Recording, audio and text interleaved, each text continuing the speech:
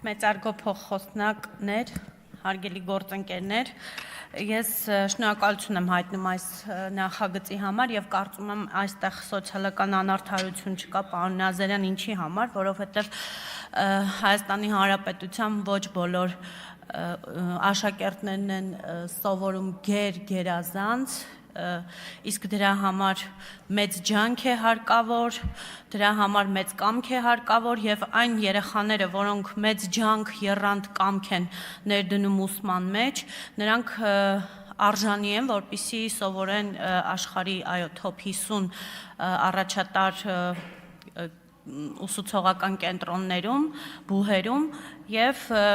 ես կարծում եմ, որ բանակին էլ սա չի խանգարի, որտեղ մեր պետությանը միայն զինվորներ պետք չեն, մեր պետությանը նաեւ պետք են գլուխներ, որոնք կօգնեն պետության տարբեր ճյուղերի զարգացման համար, ուստի ես շնորհակալություն եմ հայտնում Տիկին Անդրեասյանին, պարոն Գաբրելյանին եւ նաեւ Պաշտպանության հանձնաժողովին այս նախագծի համար եւ մեր երեխաներին էլ կոչ եմ անում, որ այնքան լավ սովորեն, որ կարողանան օգտվել այս նախագծից, շնորհակալություն։ Հերիկ Նաստիգրանյան